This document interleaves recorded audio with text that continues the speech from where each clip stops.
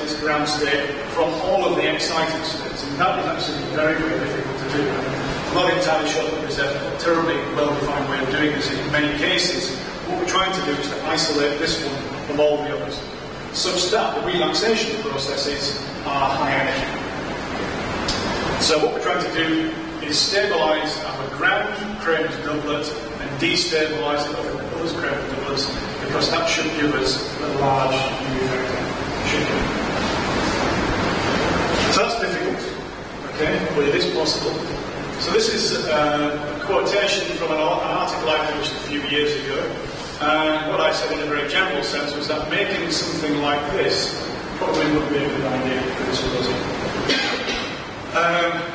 Low coordinate high symmetry should also be developed more extensively. However, such systems should not just focus on high-speed transition metals, but also on low coordinate high symmetry lanthanides. Okay? Challenges will be quite difficult for a linear to coordinate species, but the rewards in terms of SMM performance may be worth the effort. Okay, that's a direct quotation. So to give you an idea of the sort of thing, the ideal system would be dysprosium, in which there are only 2 donor atoms, 2 coordinate species. Okay, so dysprosium 3+, 2 ligands, each of which have a charge of -1, gives you a complex overall with a charge of +1. The problem is, of course, that dysprosium is a lanthanide, so its radius is actually quite big. So trying to stabilise an environment in which you have only 2 other atoms bonding to dysprosium is going to be pretty difficult, which is why I mentioned this one here as well. Okay? Nonetheless, we and other groups have attempted to make some progress in this area, and what I'll do is show you a few specific examples. So the question is 2 coordinate dysprosium chemically realistic? Maybe, okay, but it certainly would be quite well. A couple of years ago, a colleague in Manchester published a model system based on samarium-2. Samarium-2 is in no oxidation state. So you can get samarium with 2 nitrogen donor atoms, shown here as well, but in this particular system there are secondary interactions with the carbon atoms, so-called agnostic bonds. So if you can take this compound and replace samarium-2 with dysprosium-3, you'll be pretty close to having something that fits this description. Okay? As far as I'm aware, this is still unknown. Okay? Synthesis will be extremely challenging, but that's no reason not to try it. If you do try it, okay, so here is the model system. Here is the angle theta. As you decrease theta towards 90 degrees, which obviously chemically is not realistic, the barrier does decrease, but even with an angle of 130 degrees, it's still potentially coming out as 1500 wavelengths, which is massive compared to manganese 12. Okay? Compare manganese 12 to something like this. Manganese 12 has a complicated arrangement of magnetic centers. This has only one.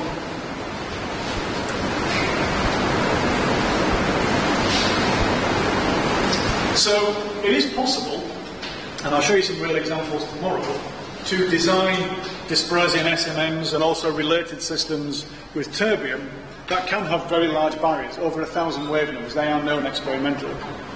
So that's good. Okay, but there is a lingering problem. And the lingering problem really comes in the form of magnetic hysteresis. And that's because the magnetic hysteresis is the majority of dysprosium SMMs, if it has any like that.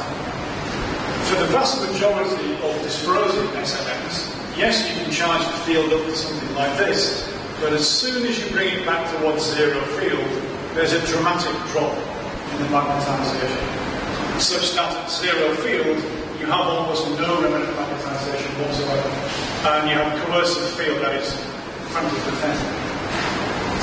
Okay? So yes, it can have a huge barrier, but the hysteresis does not deliver what you are looking for.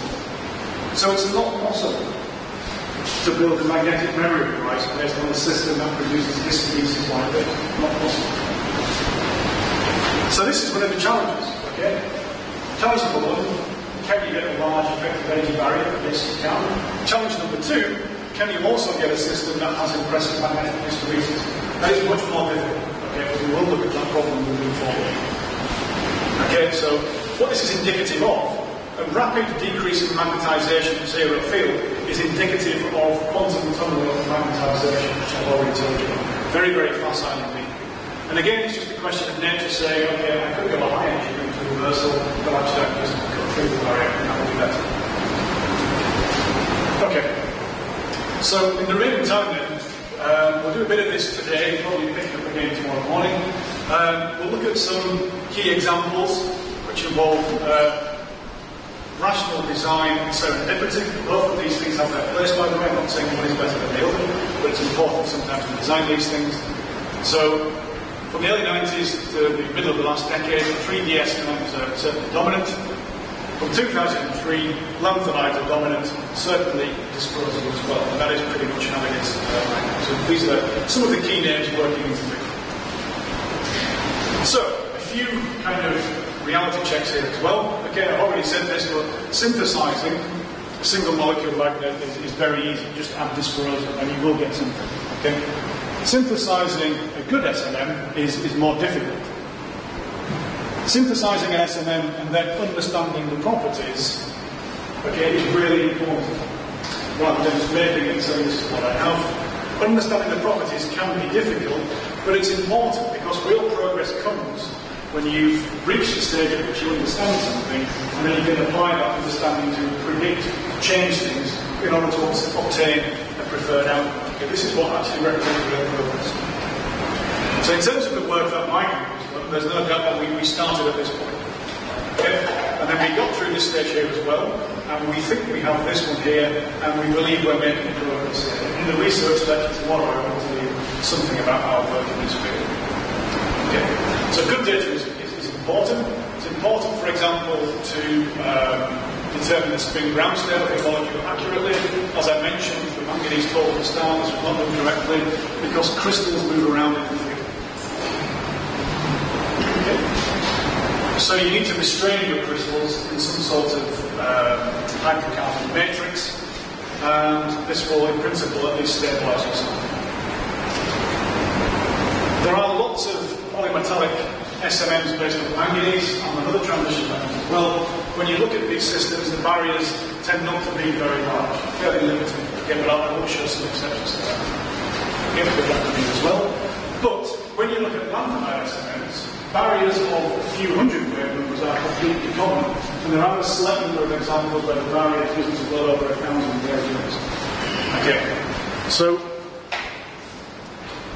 in the next session here, what I'm going to do is talk about a few case studies that combine all these design principles in order to produce some impressive outcomes. So, starting with manganese 12, because that was the first one of any kind, we need to look at terbium phthalocyanate. Okay, a lanthanide double-decker complex in which you have a lanthanide here, initially terbium, and two of these macrocyclic nitrogen donor ligands. You can see here the 8-coordinate nature of the lanthanide.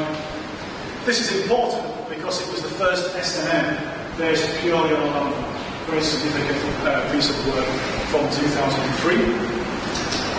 Okay, so what they did in this work, the ligands formally have a charge of 2-. Okay, it works with a number of lanthanides, but terbium was the first one, probably the best one as well. And an important part of this particular molecule is that the coordination environment is said to have D4D symmetry. Okay.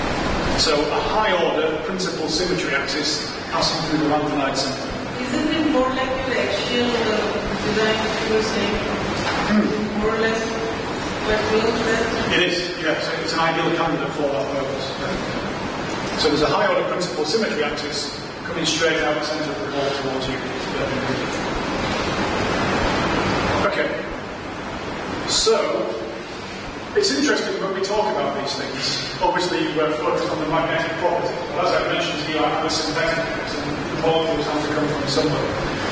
So, the quotation taken from this paper was that the samples were synthesized by a literature method.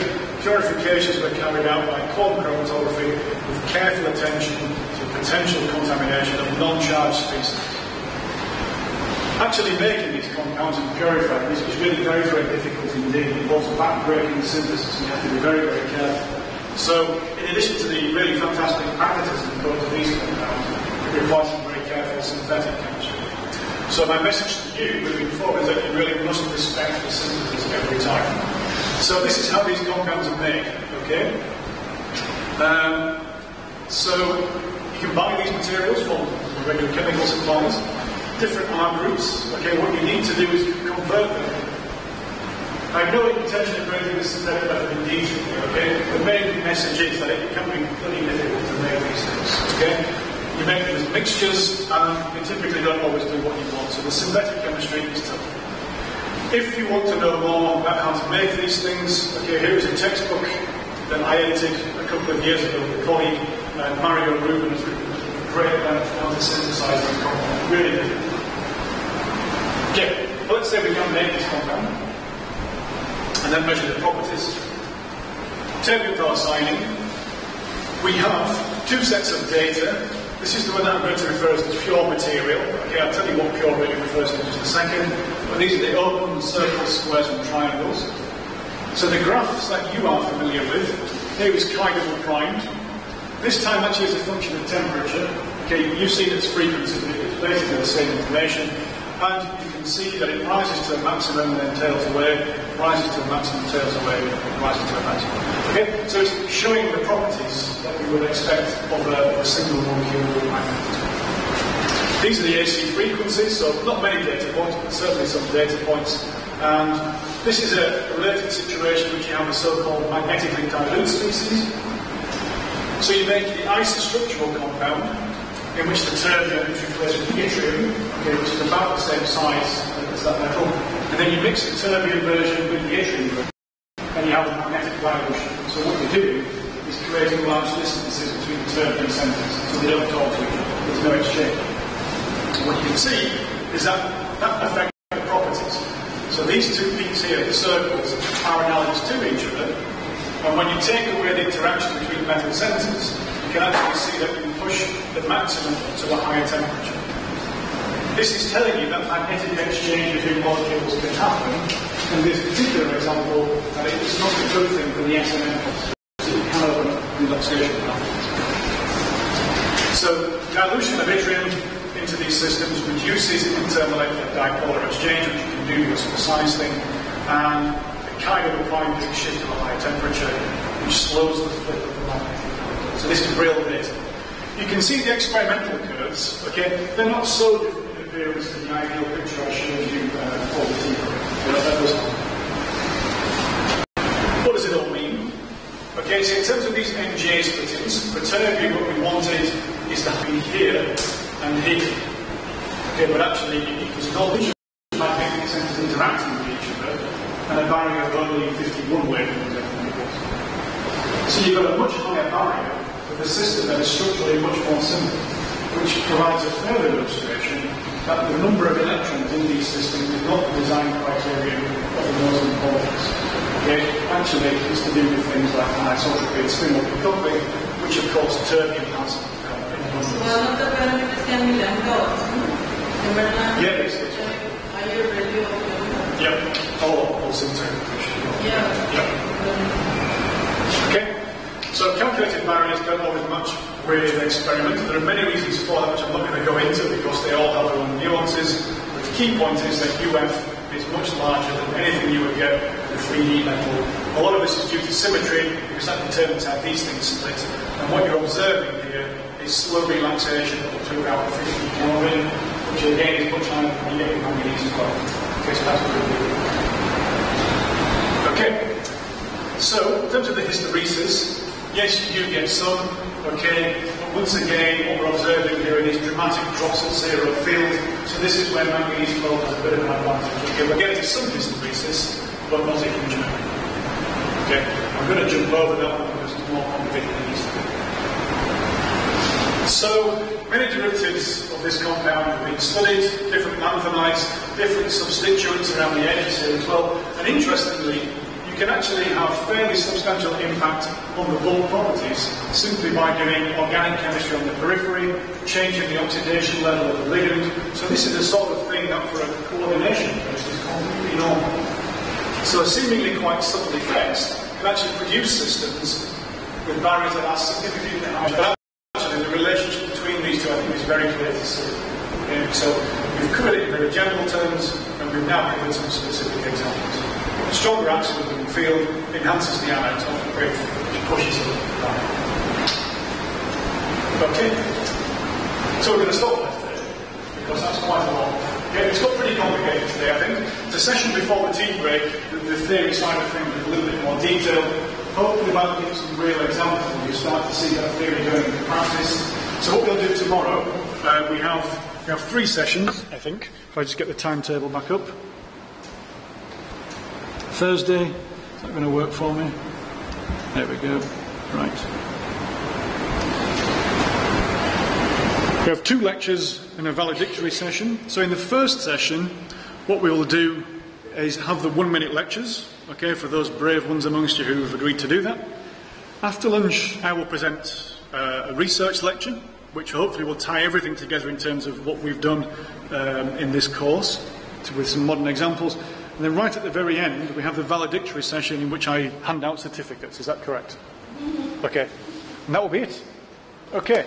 So if you have any questions now, please do ask me. But apart from that, we are finished for today. Summarize again, I think, for the valedictory. It's not going to take much time. Fine. Okay. So it probably won't take 45 minutes, which means you can all go home early, and I can go to the airport.